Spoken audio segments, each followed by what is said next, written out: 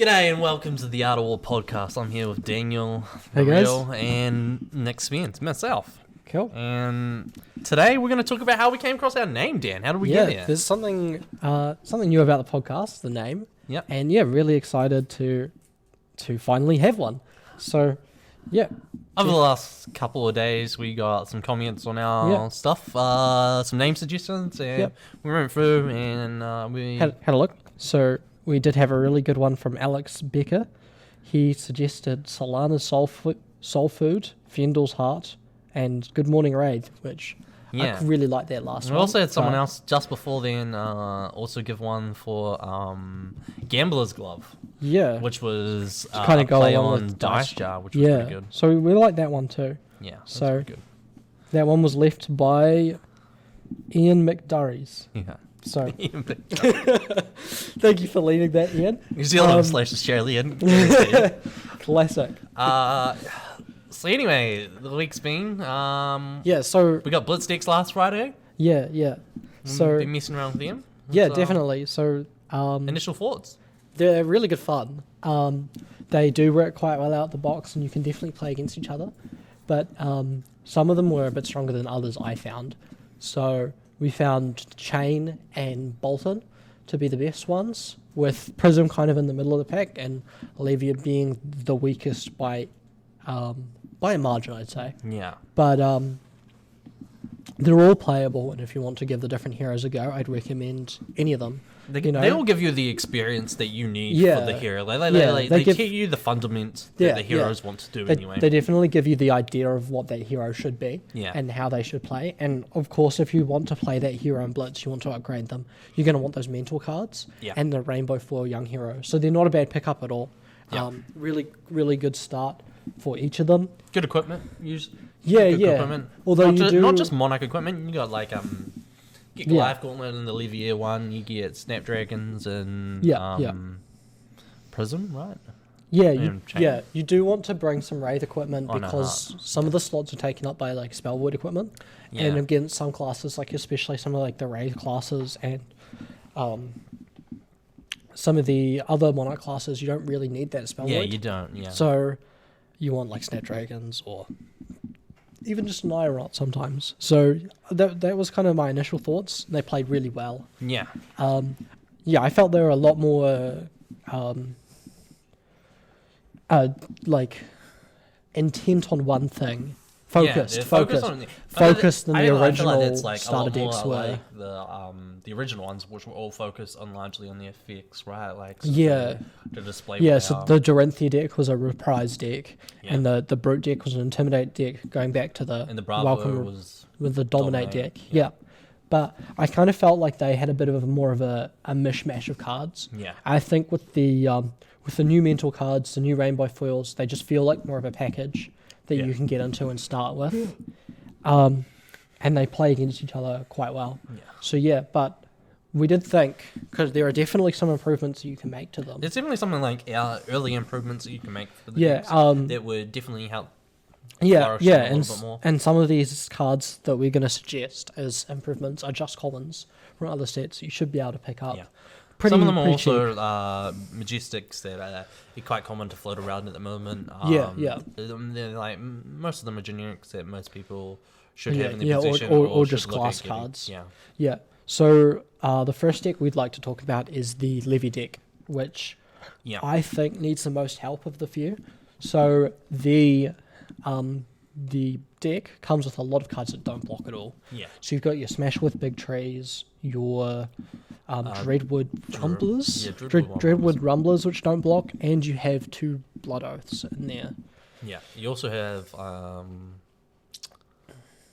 there's something else that doesn't block in there. It's like I think there's like 8 or 9 cards in total in there that don't block. 12 cards that don't block. 12 cards? Yeah, okay. So that's quite a lot for a Blitz deck if you're running 40 cards total. So that's roughly you get 1 card that doesn't block per hand plus. Yeah. So I had a game where I was playing against a Bolton, and in the last 3 draws of the game, 50% of my hand couldn't block. Yeah. So I drew them all at the end, and that game was just over. So definitely one of the first ways you can improve that deck is adding in more cards that can block. Yeah. Block for 3 as well. So the first card... First good, and I think the best one to go in there straight off the bat. Classic. It's just Blue Wrecker Romp. Blue Wrecker Romp. What a good card. That was everything. Blocks for 3, blue, Yep. and swings for 6. Yeah.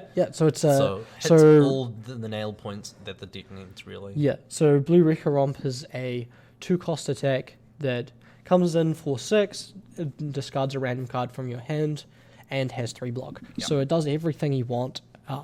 Blue 6 blocks are going to be 6 attack cards that are just going to be really important in this deck. Yeah. So one of the other cards that we were thinking that you could trade out is I've got the exact name of it. The card where you discard an additional card to give it +3 defense. It's got 2 block. Oh, the Rally the Rearguard. That's the it. Rearguard, yeah. Yeah, there are four Rally the Rearguards in the deck. 2 red, 2 blue. And they're kind of cards that just play in the deck so you can get away with running so many non-blocks, but just don't run them in the first place. Yeah. Keep the Dread Rumblers in the deck because they're good on the attack, but you definitely want to take out the Blood Oath for the Blue Wrecker Romps and the Rally the Rearguards. Yeah. So yeah.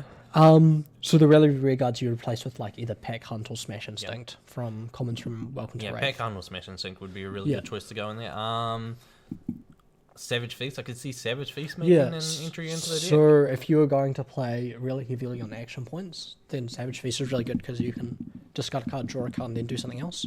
So it works well if you can do Savage Feast into then a Dread Screamer, draw a card, and then pitch and club for like tons of damage. So yeah.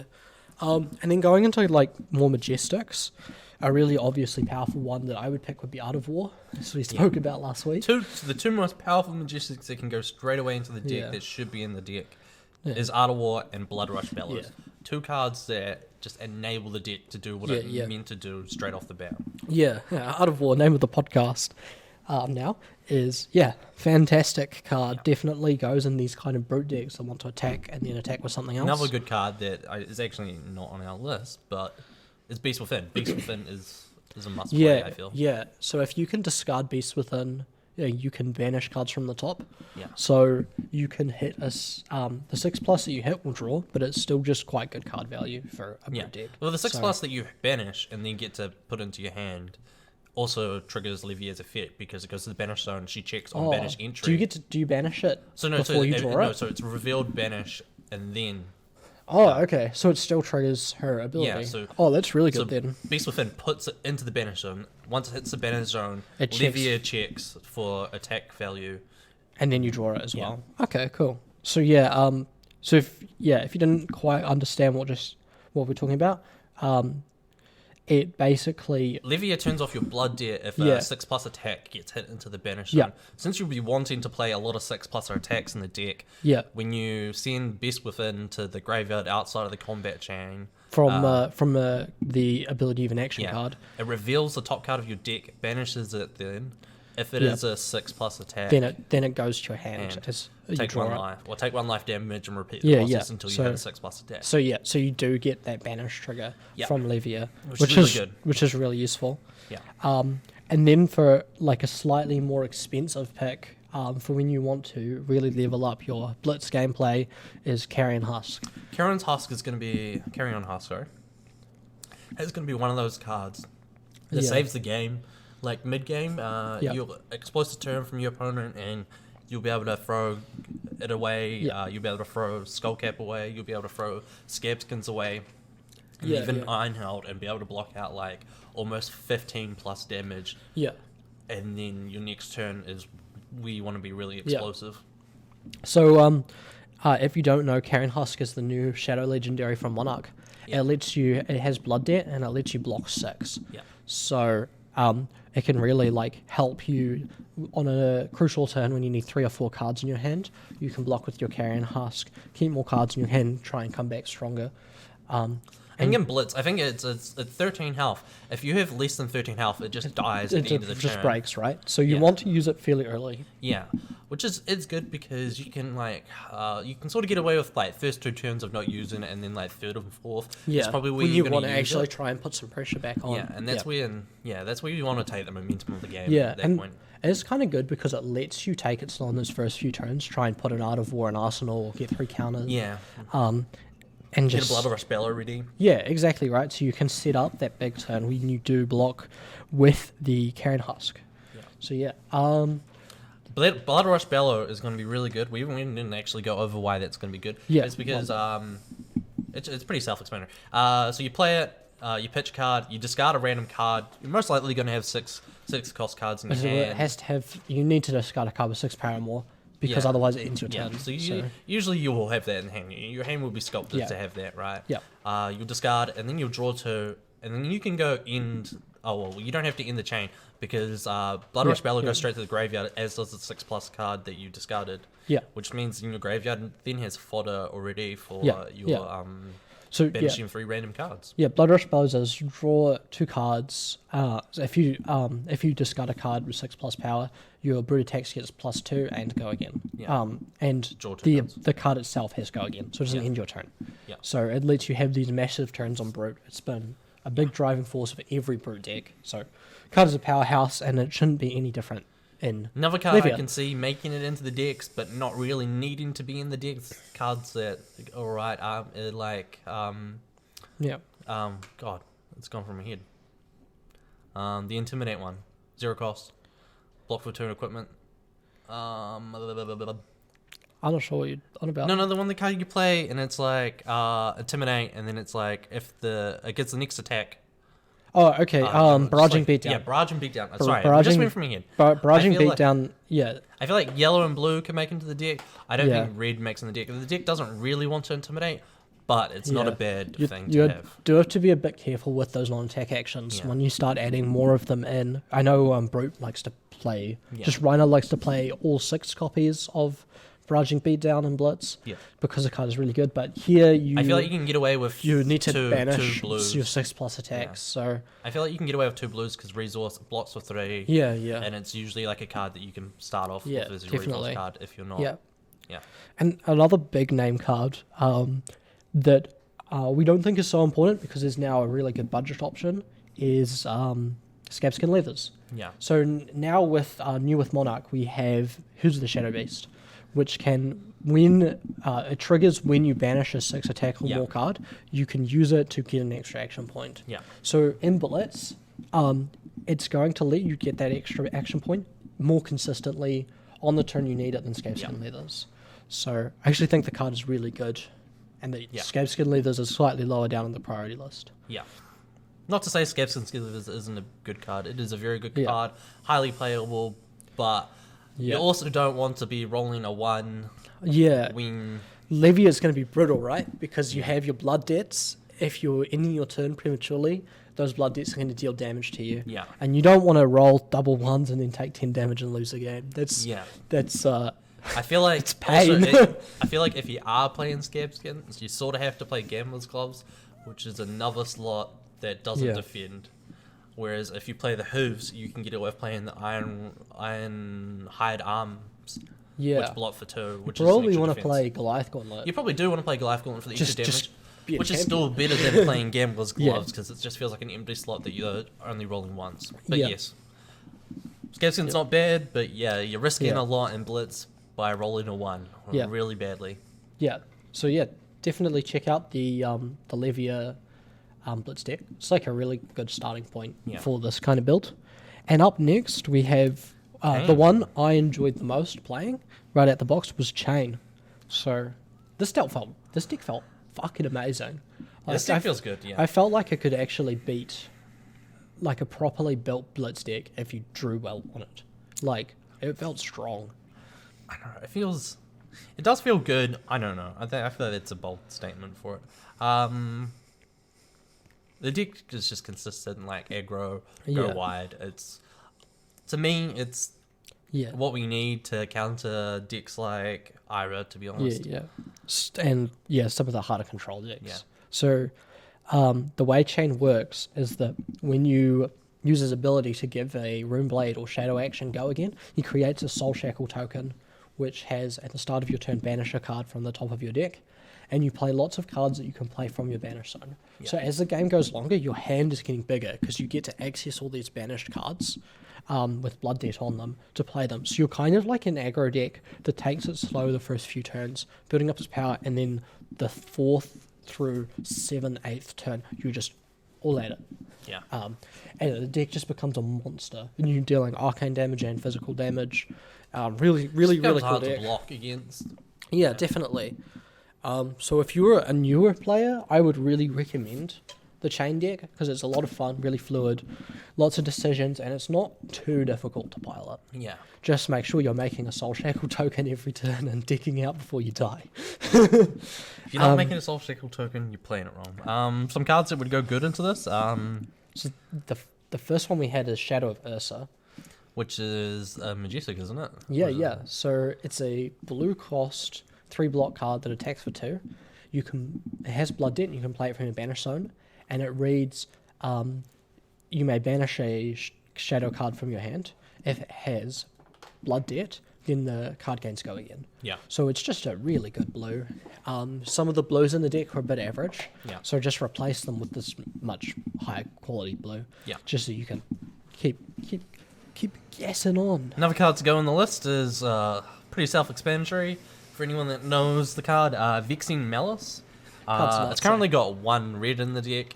You want to bump it up to 2. You definitely want to play 2 because it deals 3 physical damage, right? Yep. And then 2 it's arcane. just 2 arcane, and it's 1 cost. 1 cost. Yeah, 3 that's block. Right. 3 block. So it's really great. good, aggressive card, and it's just it's what the deck wants to do. And another card that we've got that's pretty interesting is Dimensional Gateway, spelled with double X's. Yeah. So this is a 1-cost Rune Blade action, and this one really jumped out to me as a really powerful include in this deck, and in Constructed as well, actually. So it has. Would you like to read it only blocks 2, but its effect is pretty good. So op 3, look at the top 3 cards of your deck, rearrange them in top or bottom in any order of your choice. And then it says reveal the top card of your deck. If the card is a Rune Blade card, deal 1 arcane damage to the opposing hero. Yep. If it's a shadow card, you may banish it. So ideally, you want to choose one that is a Rune Blade shadow card in the list, so that you get both effects off.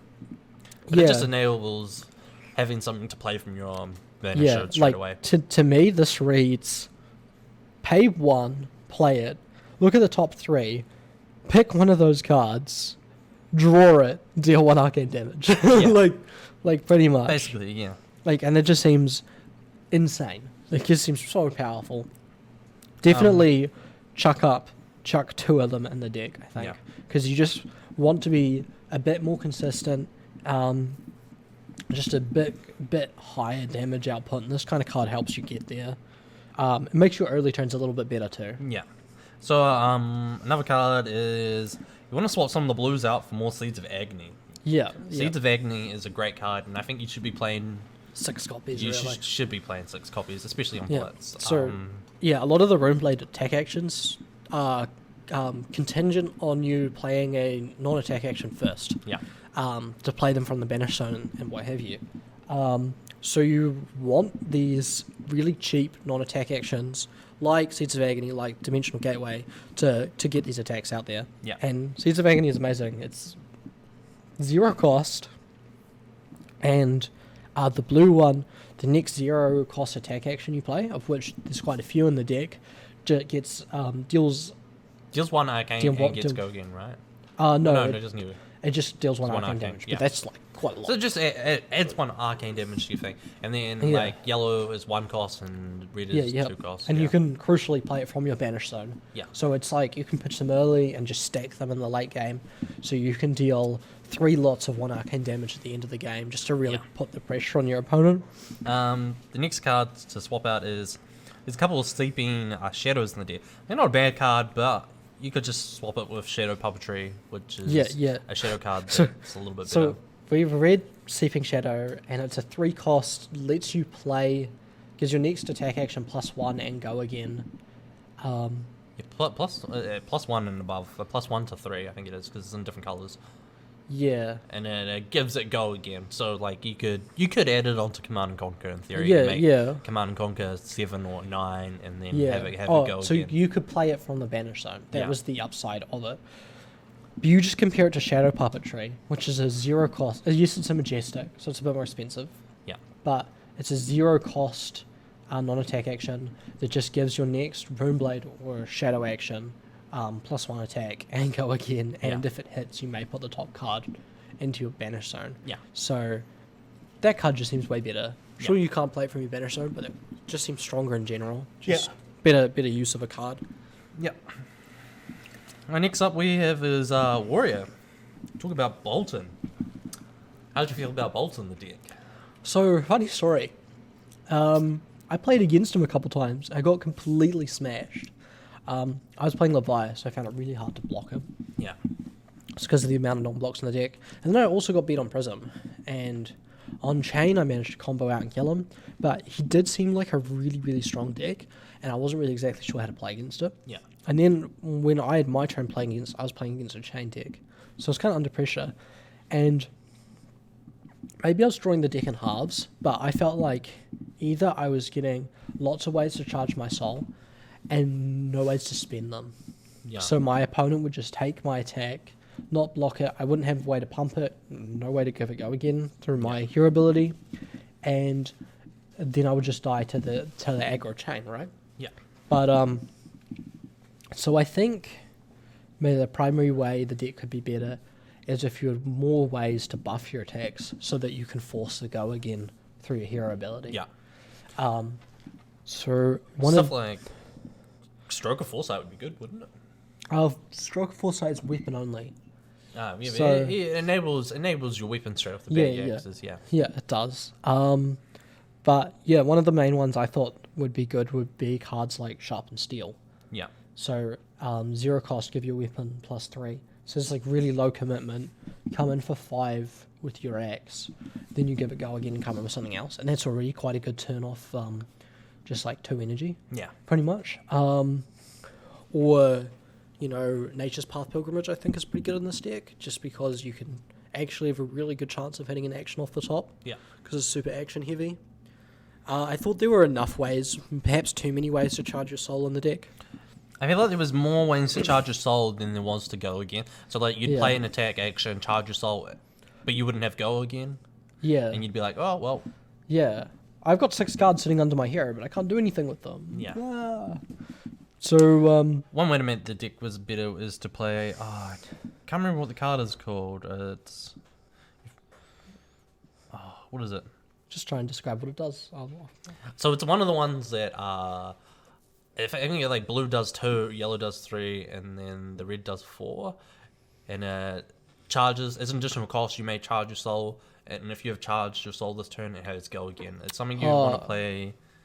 Take Flight, is it? I think it's Take Flight, yeah. Yeah. And you want to play. You definitely want to play all 6 of that. Yeah. So there actually comes with 4 in the deck, I think. Yeah. The reds and the yellows. Yeah.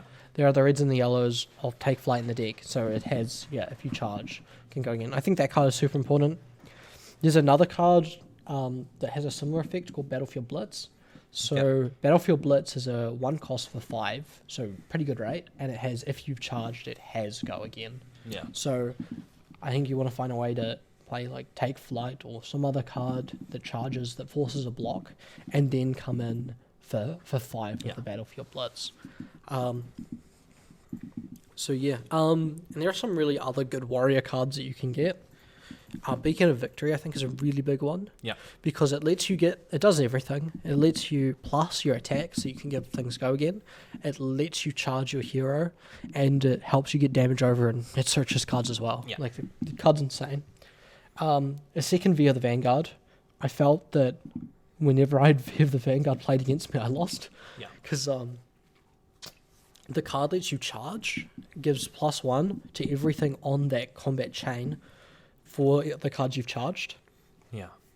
So you can charge 1 card, go X for 3, something X for 4 because it gets +1 from the previous one, and then something else for something +1, and it's just like brutal. And then you chuck the Gallantry Gold on top of that, or yeah, it's crushing. Yeah, so I think if I were to go back, I would play the matchups a little bit differently. Like, I would just let my opponent hit me and charge their soul. Yeah, because there's not really too much stress when they're not really going. It's when you start blocking that they can get the advantage, and really punish you. Yeah, kind of similar to Classic Warrior, just with attack actions. But definitely a really cool deck that I'd recommend. And the mentor for this deck is really good. Yeah. So whenever I had Minerva played against me, I lost. Yeah. Because it's she gives +1 to your weapons until they've hit 3 times, basically. Yeah. And then you get Via the Vanguard put into your arsenal, which is the best card in your deck. Yeah. So, that card is nuts. Definitely put it in your Warrior decks. Another one that's really good is going back is the Kane mentor. Is very good. So Chain, sorry. He does Chain. I don't know how to pronounce these made up words. It's definitely Chain. I just like to call him Kane. I convince myself. James White says you can call the heroes whatever you want to next. So call him Kane all you like. I'm gonna call him Kane.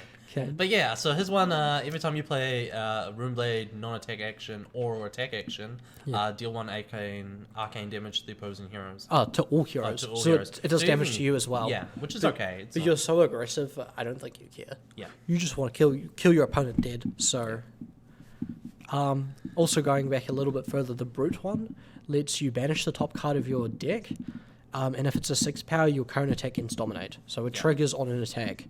So it's just like an extra way to get more damage over and help trigger your ability. I'm a bit underwhelmed by that one, to be honest. I am too.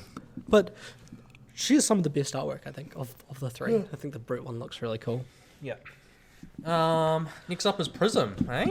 Oh gosh. This deck was really interesting. So this deck is more or less like just one attack. It's the Bravo of the set. Yeah, I feel like this deck suffers a lot without having its legendary. Yeah. Its legendary enables a lot for it because without its legendary, you just block with a 6+ attack and then it turns over, really. It's not a bad deck. It definitely needs more Phantasms. It definitely red Phantasms to just bump up its attack. Yeah. I thought friend of ours, Liam, actually played a Prism Blitz mirror match, and he said the matchup was awful, because basically you both swing at each other, and it's impossible to keep 3 cards because your attacks are so big and they don't block each other. And he says that the matchup really comes down to Phantasmify. Yeah. So Phantasmify is a rare. It costs 1, and the red gives +5 and turns your attack into a Phantasm. And basically, this was the way you got over. You did your big turn, right? Yeah. Yeah. So you want to bump that up to 2 of, and probably add the yellows in as well. Just puts on extra pressure. Yep. The next card is Blinding Beams. So I don't actually think there's any in the deck, right? No, there's not. It's definitely it's a light instant that costs 2. Costs 2? Yeah. Costs 2 and costs 1, right? I think it costs 1. It might cost 1. I think it costs 1 because it costs 1 less if the opposing hero is a shadow hero, and it makes it free. Yeah. So it costs 1, and it basically just drops the attack down by if it's red, it drops it down by 3. If it's blue, yellow, it drops it down by 2. And so it basically means you can swing in with your herald, and then if they go, I'm going to block for 6 to destroy this. Yep. You blinding beam it, make it the attack less, and it doesn't block gets your attack over the top, right? And it's going to be it makes the Levia matchup actually a bit possible. Otherwise, I think you just lose. Yeah. Just because you get blocked. You basically have to play against 3 hard hands the entire game. Yeah. Well. Against Big Stompy. So not ideal. But the next card was add 6 Herald of Triumphs. So it's a rare, and you want to play as many of them as you can. So it's it gives -1 to your opponent's attack when they're defending it. Yeah. So this makes your opponent's breakpoint 6 power cards, 5 power cards, which doesn't break your Phantasms. Yeah. And when it hits, you put it into your soul. Yeah. So it does 1, it's a big attack. 2, puts things into your soul. And 3, it makes it harder to block. So, it does everything, really. Super The other good. card you want to play, I think it's Merciful Retribution, which is the aura instant that drops your attack down by 2. Yeah, so there's 1 in the deck, and I really enjoyed using it. In the first game I played was Prism against Chain. I was on Prism, and I had Merciful Retribution in the arena, which has, whenever it or an aura you control is destroyed, you deal 1 arcane damage to your opposing hero. I had a Spectral Shield on board, and then I got attacked for 5, and then I played Prismatic Shield, which is a rare that creates 3 more Spectral Shields. Yeah. And then I let my Spectral Shields block and die, and then did 5 arcane damage to my opponent on their turn, killing them. Yeah. So it was like, that was sweet. Which one am I thinking of that drops their attack when they announce an attack? Is it O to Wrath? When they announce an attack and it drops their attack down by... no. There's another one.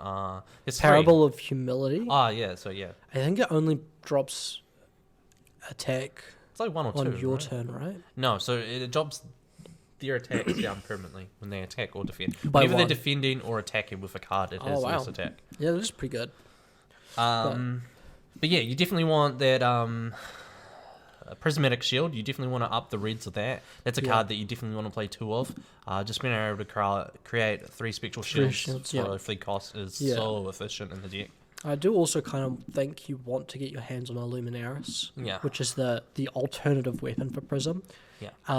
And then upping your yellow count and dropping your blue count a bit. I think that weapon is a lot better than the token weapon, just because it's very cost heavy, a lot easier to swing with. Yeah. The benefit of the current weapon is that your opponent can never take a turn off against you, because they're going to get swung at for 4 with your token and come in for 7 or 8. Yeah. But I think Prismaris might be a bit more consistent, just because the token you have, you're going to be able to attack with every turn, and you're going to be able to defend it easier. The other one is, another card is a Phantasmalism. Yeah. Which is a red Majestic that attacks for 9, but it also has the added effect, does it block for 3? It blocks for 3, it costs 3. Yeah. But it also has the added effect of looking at your opponent's hand, choosing a card for them to discard, and then draw another card. Yeah. And we all know how good card X is. How about your opponent doesn't have that, and it's instead on the bottom of their deck? Yeah. You look at their hand, you just get free information, so you already know what they're probably going to be doing next turn outside of what's not in their arsenal. And you go, man, this is pretty good. You just get to pick the best card from their hand or a 6 attack power card and just put it on the bottom so it can't block you. It's pretty sweet. Yeah. Definitely makes the deck stronger. Yeah.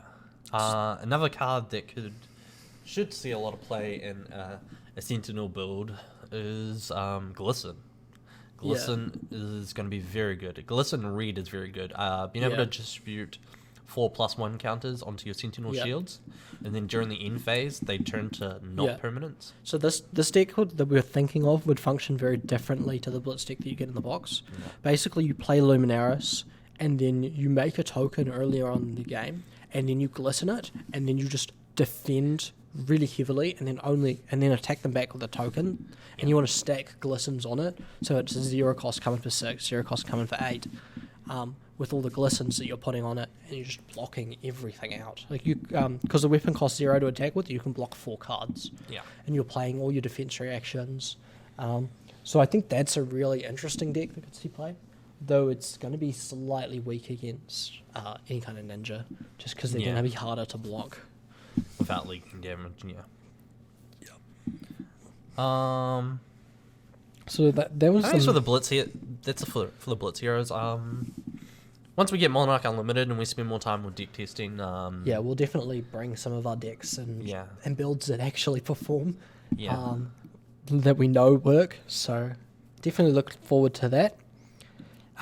Something to look forward is that we actually have an upcoming Blitz skirmish event. Yes. In Dunedin.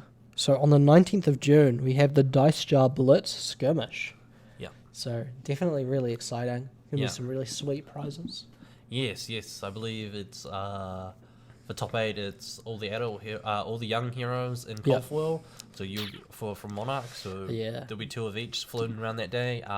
There's also 2 Command and Conquer mats. And there's also Rainbow Foil tokens for the Shadow allies, demon allies. Yeah, which is pretty cool. Yeah, definitely. Which Cold Foil hero would you pick if you got a choice? Either Levier or Prism, to be quite honest. Yeah, Levy and Prism would also be my first pick. So Prism first, and then Levy second. No offense to Kane. I don't like the way he looks. You don't? He just makes me think of like Meatloaf versus like the Undertaker. I kind of like. No, I actually got that exact vibe. That's exactly what they were going for. They were like, you know what? He's a bat out of hell. It's definitely a bat out of hell, that's for sure. Another thing to take note of is next weekend down here in Dunedin, we have the Crucible winner case at Dice Jar. I'd do anything for love, but I won't pick you in Cold Foil. I won't do that. So yeah, that's going to be exciting. First place gets a full case sealed of first edition Crucible of War. There'll be that's a big. The 23rd is the Saturday, I believe, if I'm correct. Yeah. 22nd Saturday. 23rd is the Sunday. Yeah, 22nd is the Saturday, so they'll be then. And then to follow it on the 23rd, Megazone have their. This is the month after. No, so, this is. Oh no, this is next week. This is next week. Holy crap! All right. Next week at Megazone, after their Crucible winner case. So you heard it first. Daniel Reel doesn't know the order of the months. He reckons it's June, May, July. I mean, not to argue, but so Megazone have their skirmish event, but their skirmish event is sealed with first edition Monarch. Yeah. Which is pretty crazy. And then top 8 is draft with first edition Monarch. Ooh. That's going to be really cool. If you make top 8, it's 9 packs. Play hard. 9 packs to play from. Same prizes. But, that Crucible winner case, that's a lot of money. I want to play my best for that. Yeah. That is a big prize. Yeah. So that's going to be constructed. Yeah, so that'll be constructed. So really exciting. Definitely check out the new meta at that event. Yeah. It's going to be really cool. I wonder if are you gonna play a new hero, or are you just gonna go for an oldie? Gosh, I don't know. Buff it up? It depends how much time we get to play with the new cards, really. Well, it's a week away, so I mean, it's. Oh gosh, probably just a current deck, eh? I think a current deck, and I might spice it up a little bit. Yeah. Probably Bravo with some Rouse the Ancients added in, which spoiler. We'll talk about a bit later. Armor. Yeah. So that's coming, and then. Gosh, lots of cool things coming up. Like 2 weeks after that, I believe, is the callings for Auckland, and then the week after it's calling for the Melbourne. Yeah, which will also all have sealed first edition. Yep. Unfortunately, we won't make it to those events, but they sound really exciting. So for the people that are going to those events, I think you'll have a blast. Yeah. Something like 150 seats for the Auckland one just sold out in 3 minutes. Yeah, which is crazy. That's crazy. That is in itself bigger than the last calling, which happened. No, that's exactly the same size as the last. It's the same size? Yeah. Wow. So but they still have room for other seats. I think they still have like another 100 tickets up there. So wow. So the Blitz calling that happened earlier this year was 150 people. Yeah. Wow. That's a lot of Flesh and Blood players. Yeah. Hopefully there's no round 3 errors with the system and delayed for a couple of hours. Because they made for a very long day last time. Maybe that's we'll have a cooling story time at some point with someone that went with us. But yeah, it sounds like it's going to be a very long day if you're getting more than 150 people. Yeah, coming. Yeah, I mean, we were there from 9 a.m. till basically 1 in the morning, right? So we stayed from the start to the end. Yeah, it was a very, very, very long day. Yeah. Man, it's crazy, isn't it, to think when we went to nationals, there were like 60, 70 people. Yeah. And then the calling... No, it was like 80 to 90. 80 to 90? Yeah. Okay. And then this recent calling we had in January, 150. And now we're getting 150 sold out in 3 minutes. Yeah. I wonder how well the Melbourne one's doing, to be honest. Yeah. It's going to be interesting to see how big the game is in Australia. Yeah. Because I think... there's and how they're coping with I'm not 100% on the COVID situation over there. Yeah. Are they They're like in and out? Like certain areas just go in and out, from what I understand. I understand they have like state lockdowns and stuff. Yeah, but in some places. Yeah, so hopefully the stars align and lots of Australian players will be able to congregate in the flesh and blood and play. But yeah, definitely really exciting. Lots of cool events happening around. Also Monarch. happening between our Crucible winner case and our first skirmish event and the call-ins. In between then is the charity event for Cancer Drive for Kale's father. Yeah. Which is hosted by Matt Rogers and Nick Butcher. Yeah. So that's, I believe that starts on the 27th. 27th. Cool. Oh, the 27th of May? I mean, pretty sure it's the 27th of May. Yeah, it's definitely. They're doing very well. I believe they've raised almost $40,000. $40,000. Yeah. Wow. They're only thinking they might get like 5,000 to 7,000 originally. But Wow. That's incredible. Yeah, this community is crazy. Yeah.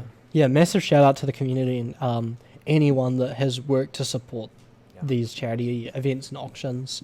It's a really cool thing to see that, we're giving back to the people around us. So definitely have a look into that. We'll be sure to leave the links in the description to all of these events so that you can check them out and join. Except for the Dunedin skirmish ones, I don't want you guys to enter them. I want the Monarch for myself. I want my first edition. Right. You guys got to come down, and we've got to leave. We've got to leave Nick with the best case chain cold foil. Please. I should be able to get my hand on 2 tokens though, so that'd be good. That would be cool, eh? Yeah. I'm looking forward to those. Yeah. I really wanted the cold foil ones, but I mean, I'll be happy with the rainbow foils, to be honest. Yeah. So the cold foils were given out as part of the Rudy kits. Yeah, as the Rudy promo kit, and I really hope that they will release them separately in the future, so that us New Zealanders can actually get them. Yeah. So, but yeah, they do look amazing. Yeah. That said, I think should we move on to the next? Yeah. next so part? we'll just talk about the meta really quickly. Oh, we'll talk about the meta going forwards. I think we're going to see Kane. I think Kane is going to start doing very, very well, and especially in Constructed and in Blitz. I feel like Kane is the answer to Ira. I feel like Ira has the slightly better early game, but the more the game goes on, the better the Kane gets. Yeah, I think the chain matchup is going to be like this ramping aggro deck that just swamps your opponent in the mid game, and I think that Ira chain matchup is going to be really crucial for seeing how the meta evolves. Yeah. And the matchup is going to be interesting because it's going to be about the Ira conserving their flick flags to try and block out the chain as he's trying to play all his cards from the banish zone. Yeah. And the Ira's going to try and outlast him, I think. The Ira, I think, has to play the defensive role. I think early game they need to play as aggressive as possible. Yeah, and then turn 3, they're just probably not going to be able to keep up. Yeah. Turn 3, turn 4, when your opponent is getting 7 card hands. Yeah. So yeah, I think that matchup, if Chain can lock Ira out or have like a 60-70% win rate against Ira, I think the Blitz format's going to flip to be completely different. Yeah. How do you think Ira competes against Prism? I think is another one.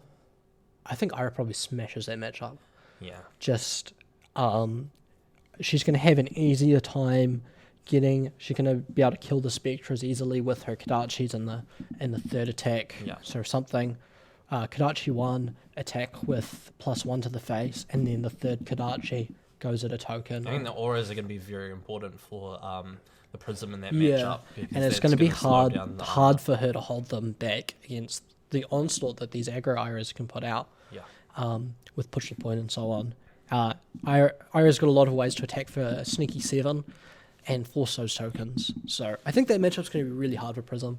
I think Prism's going to struggle quite a lot in Blitz, just because it's going to be quite difficult. And I think the other route that you can take her is Big Stompy, which is, if you're not familiar, is a Gotor deck that plays quite defensively and then looks to come back with 2 card hands that are like fairly large attacks, like 7, 8.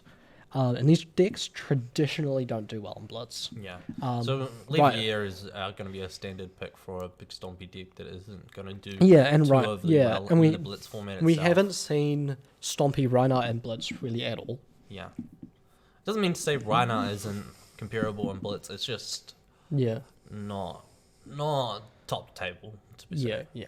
So he it does was have a good matchup against Ira if they draw the right cards, but so that we've seen the Reinhards move much towards like a combo focused gameplay with their claws. You're setting up these Blood Rush Bellow out of war turns and Blitz to really kill your opponent out, and again, you get this added benefit of being able to kill Kano really quickly. Yeah. So Kano turn 1 kills. The issue with the big Swampy decks is that they get blocked out too easily by Ira, and you get Darchi 1, Darchi 2 to death, and that they don't put off enough pressure early game to be able to fend off Kano's turn 3, turn 2 onslaught.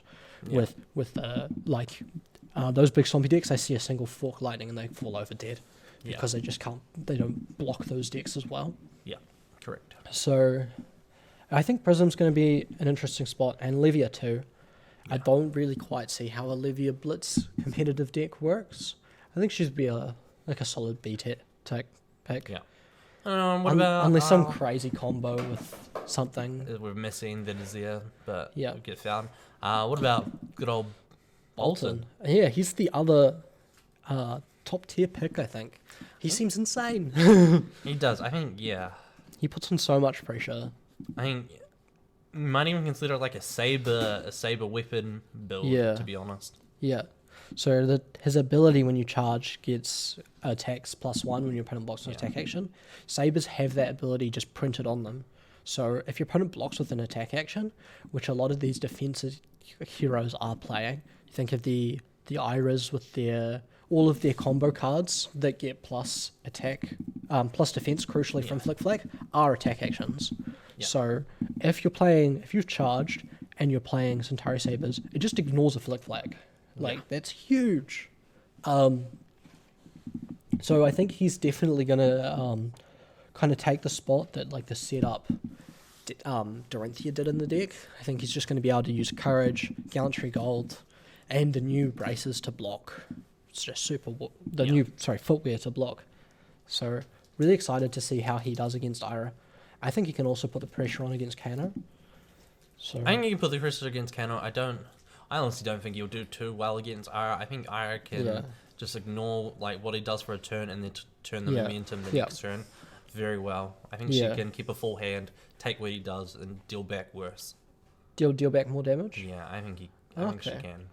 Just through push the points and stuff. Yeah. For a 3-card combo or 4-card combo, whereas he's probably only looking at a 2-card sort of max thing.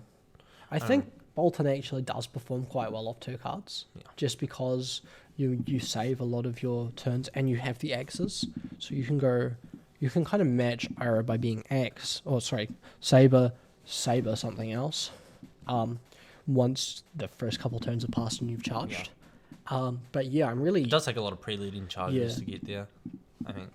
And also, I just think the blowout cards in Bolton are obscenely strong. V for the Vanguard, as we talked about in the Blitz section, and is it Luminar Ascension?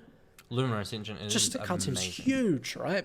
You get just +1 on everything. Gives you weapons to go again, I believe. Yeah. Or at least you attack an additional time with each of them. So you just get to go super wide.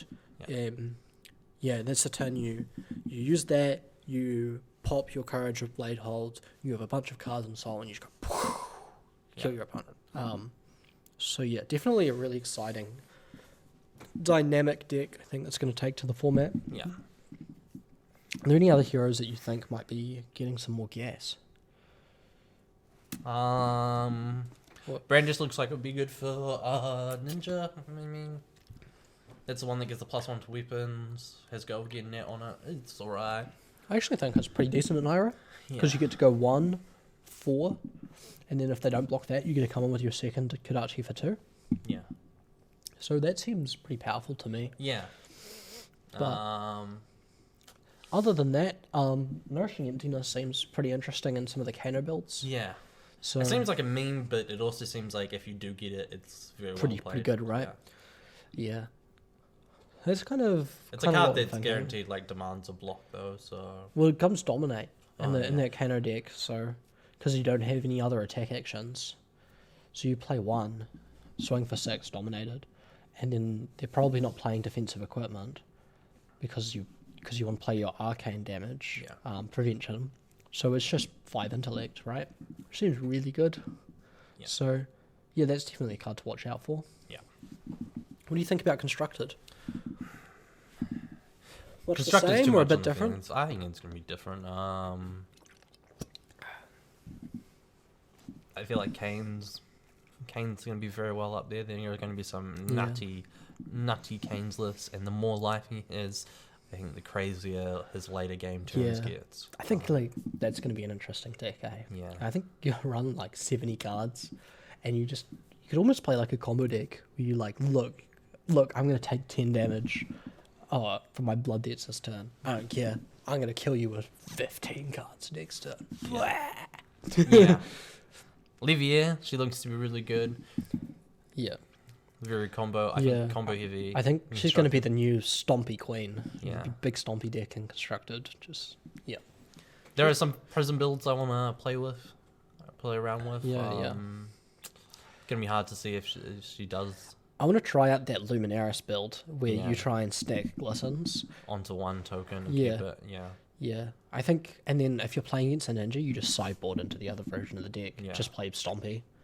Yeah, I think that would be really cool. Yeah. What do you think about Bolton Constructed? I wanted to just turn him into a warrior. He's a warrior. Yeah, but I just want to You just want to play. I just want to go Dorinthia and then throw the Dorinthia card away and put Bolton on the field and then play.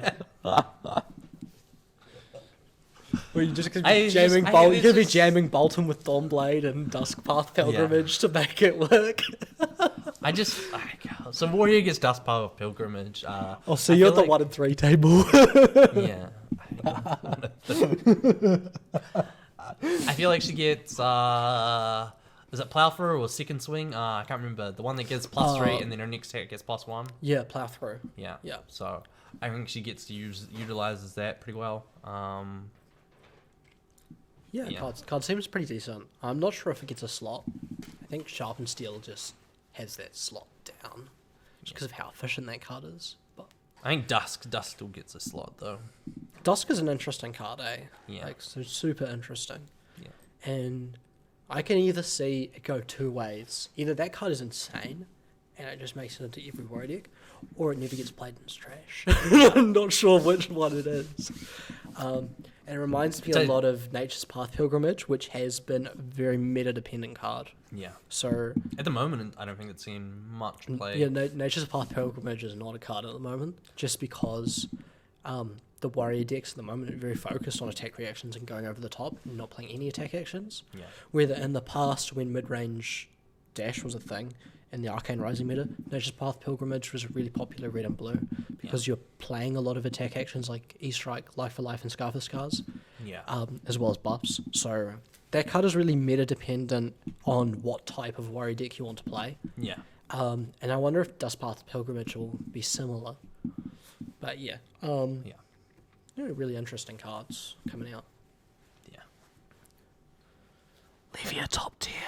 Leave you top tier or I riot. Yeah, I'm worried that she's going to end up in this too hard to play basket. I feel like she's not. I feel like we're overcomplicating it at the moment, and once someone figures it out, or once we figure it out, it'll be a fluid play that has a game plan that every turn.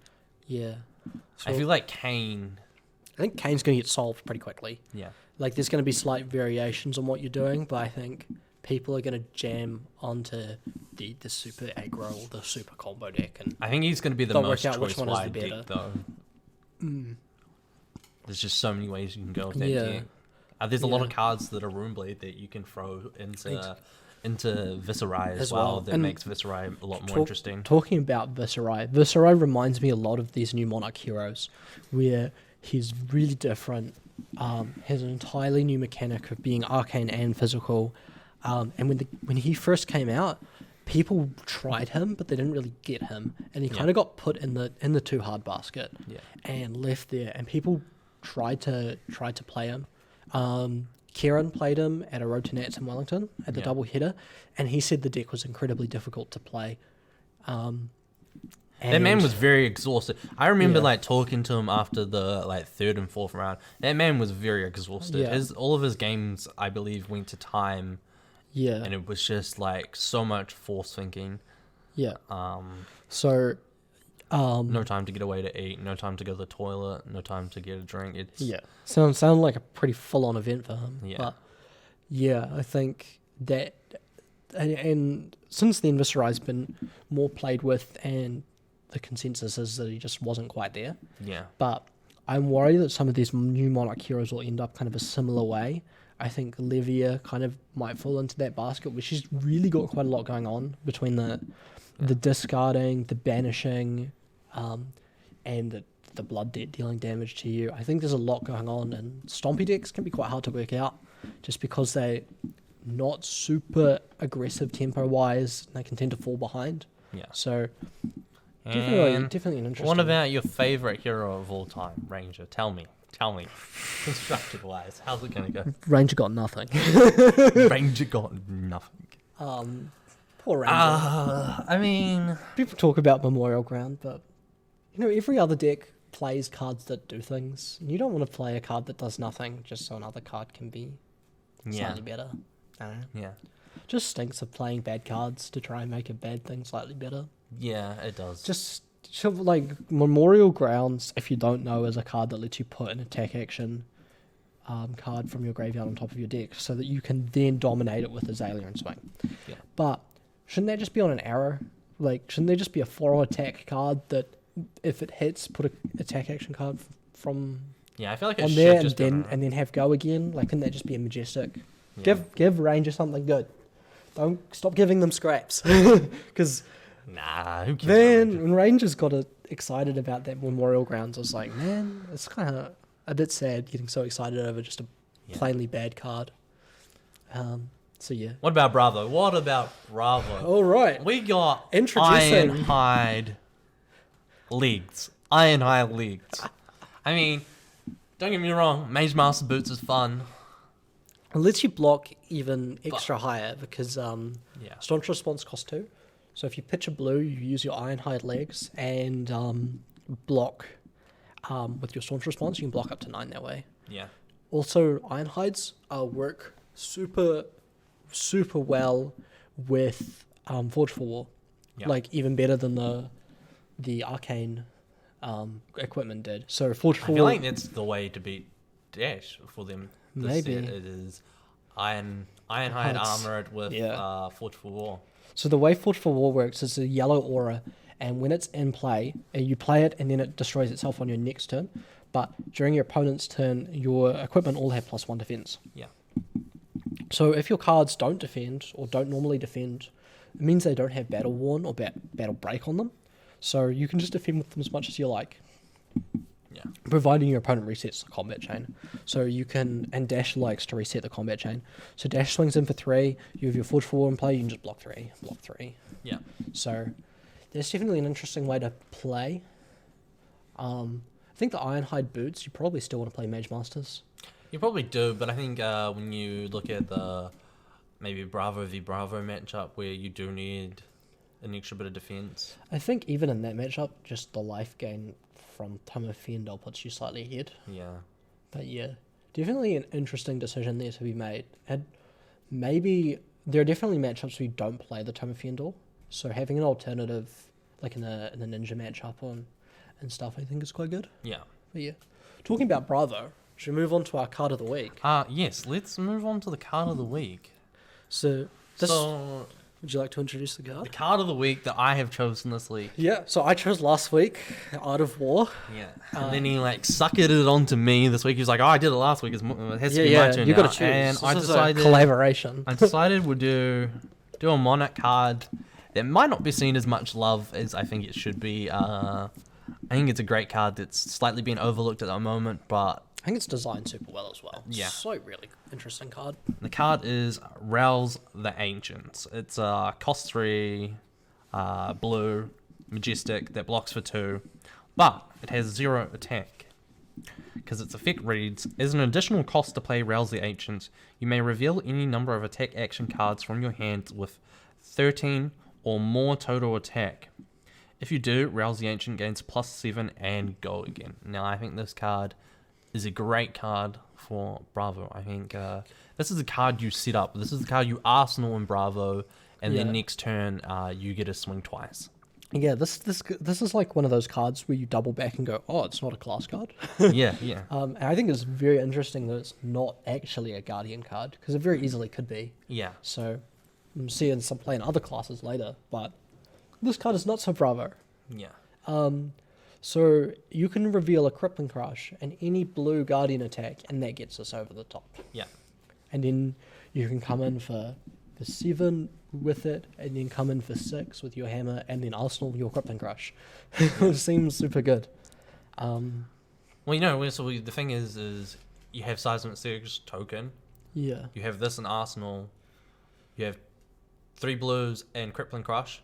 Yeah. Pitch the blue, play Rouse the Ancients, reveal your blue and Crippling Crush. Yep. Pitch 2 blues, Crippling Crush for 11. You just go from 7, go again, and then 11. Yeah, that's insane. Yeah. Yeah. If you're lucky enough to draw this card. You're making Seismic Surge tokens most of your turn. This is a card that you see in your hand, you block with the other 3 or whatever you need to block with, you Arsenal it, and then you wait, right? Yeah. Because you're not really going to play the Crippling Clash unless you have blues anyway.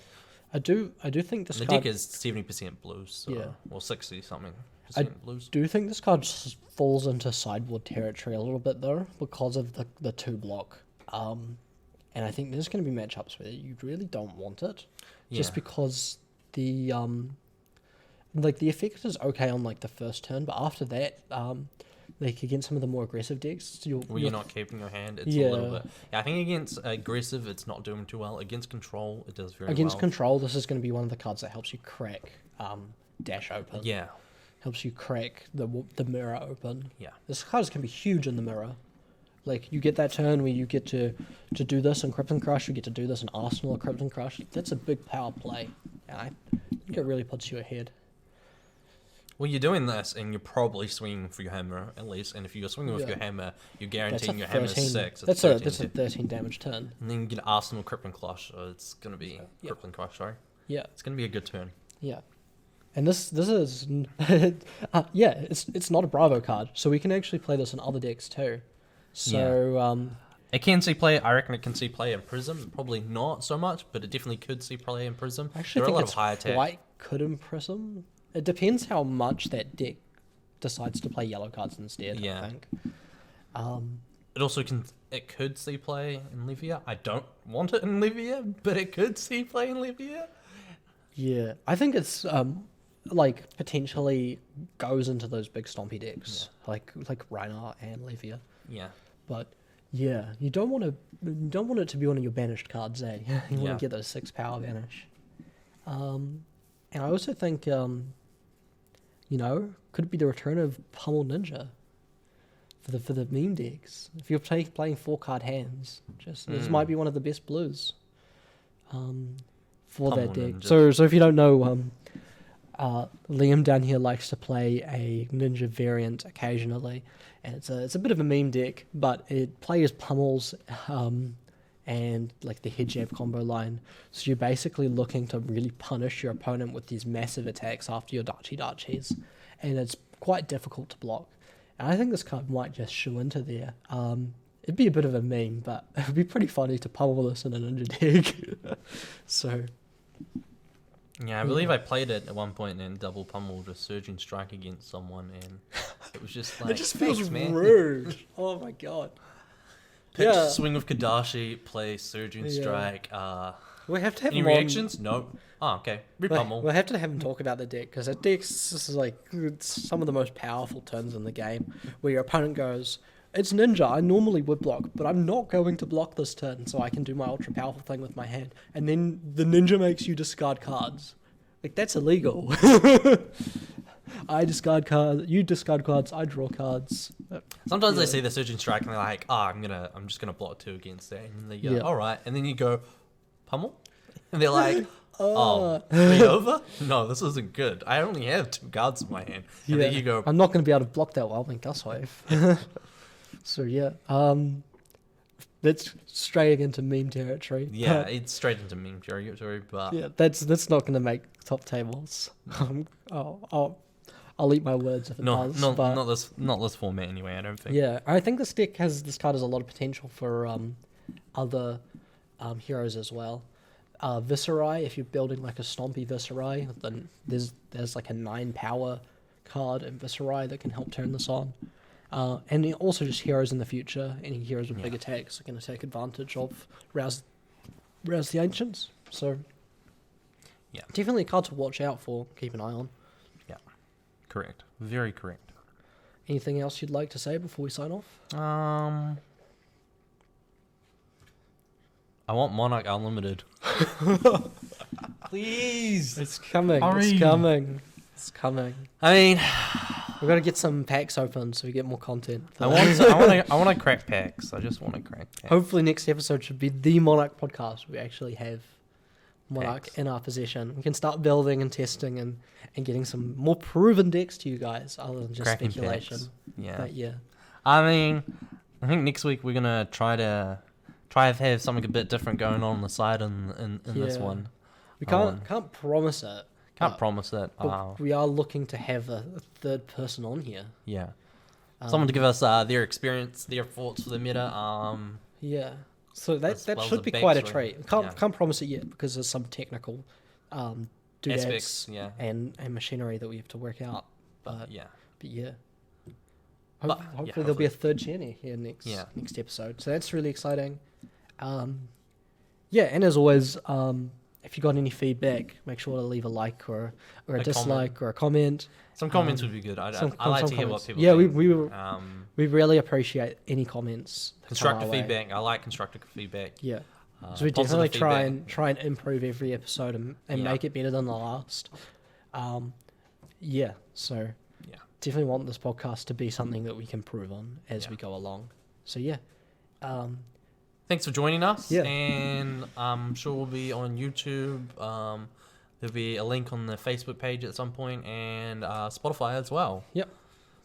Make sure to subscribe. We've been the Art of War. We've been the Art of War, and thanks. From Dice Jar. Thanks for coming. Thanks. See ya. Yeah.